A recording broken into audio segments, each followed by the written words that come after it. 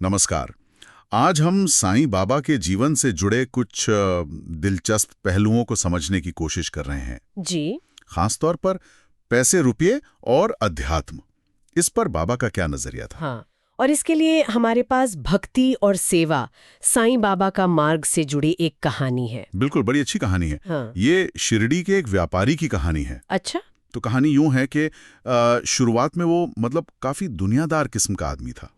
जब भी साईं बाबा के पास जाता ना, हाँ। तो बस एक ही रट लगाता, बाबा मेरा धंधा चमका दो, मेरी तिजोरी भर दो, बस यही। हाँ, ये तो आम इंसानी फितरत है थोड़ी। और बाबा बस मुस्कुरा देते थे, कुछ कहते नहीं थे, बस एक मुस्कान। हाँ, और देखिए ये जो बाबा की प्रतिक्रिया थी ना उनका, वो मुस्कुराना और चुप रह जाना, ये असल में काफी गहरा है। कैसे? शायद ये उस व्यापारी की उस वक्त की जो समझ थी उसकी सीमा दिखाता है। या फिर ये भी हो सकता है कि बाबा इंसान की इस फितरत को कितनी गहराई से समझते थे कि हम कैसे बाहरी चीजों में उलझे रहते हैं। बिल्कुल। तो उनका वो मौन, वो मुस्कान अपने आप में एक जवाब था शायद। सही कहा।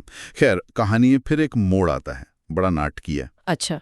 उस व्यापारी का सारा माल, शायद कोई जहाज वगैरह होगा, वो डूब गया। अरे। हाँ, बहुत बड़ा घाटा हो गया। वो आदमी तो जैसे एकदम टूट ही गया। जाहिर है सब कुछ लूट गया उसका तो। बिल्कुल। और इसी हाल में, बिल्कुल हारे हुए मन से वो फिर बाबा के पास पहुंचा। अब इस बार हालात बिल्कुल अलग थे। हाँ, अब यहाँ से बात और गहरी होती है। पहले वो मांगने आया था, अब वो एक तरह से शरण में आया था, खाली हाथ, दुखी मन से। सही।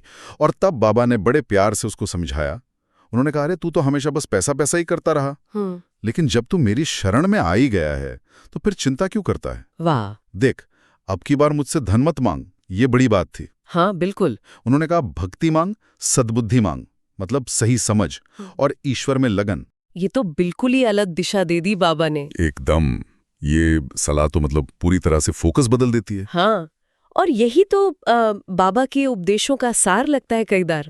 ये ध्यान को बाहरी चीजों जैसे पैसे, रुपए, इससे हटाकर अंदरूनी गुणों पर लाता है, जैसे भक्ति और विवेक। जी, भक्ति और सद्बुद्धि यानी सही समझ। जैसा कि इन किस्सों में अक्सर जिक्र आता है, असली बदलाव तो हमेशा मन के स्तर पर ही होता है।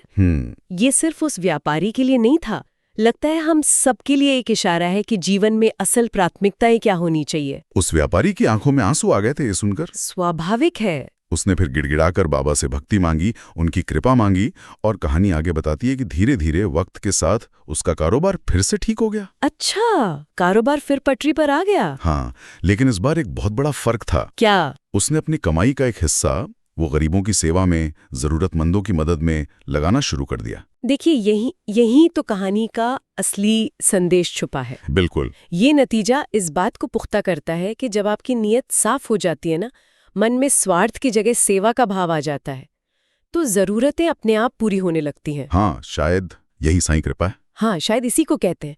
हो सकता है कि आपको भौतिक समृद्धि भी मिले, पैसा रुपया भी आए, पर वो आपका लक्ष्य नहीं रह जाता। तो वो बस एक नतीजा बन जाता है। बिल्कुल। वो उस पाक दिल और सेवा भाव का एक बाई प्रोडक्ट बन जाता है।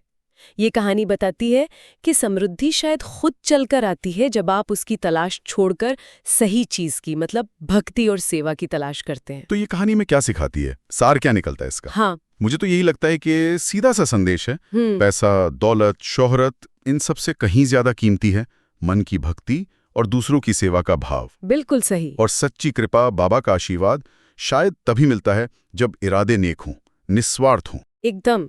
ये कहानी हमें सोचने पर मजबूर करती है कि जिसे हम समृद्धि या प्रॉस्पेरिटी कहते हैं, वो असल में है क्या? हाँ। क्या वो सिर्फ बैंक बैलेंस है, या फिर वो मन की शांति, वो संतोष और दूसरों के काम आने का जो मौका मिलता है उसमें छुपी है? ये एक संतुलन की बात है। हाँ, जीवन में दुनियावी लक्ष्यों और जो अंदरूनी सुकून है उसके बीच एक सही संतुलन बनाने की अहमियत ये कहानी याद दिलाती है। और जाते जाते श्रोताओं के लिए एक विचार छोड़ जाते हैं। जी। इस कहानी से थोड़ा आगे बढ़कर सोचें तो क्या ये मुमकिन है कि बिना किसी स्वार्थ के, बस सेवा भाव से किया गया काम वही अपने आप में सबसे बड़ी दौलत है? भले ही दुनिया की नजर में उसका कोई बड़ा फायदा, कोई तुरंत का लाभ न दिख रहा हो। ये बहुत ही गहरा सवाल है सोचने के लिए। सब्सक्राइब करें और जुड़ें साईं बाबा की भक्ति में रोजाना। भक्ति वीडियो सबसे पहले पाने के लिए बेल आइकन दबाएं। ओम साई राम लिखकर साईं बाबा का आशीर्वाद पाएं।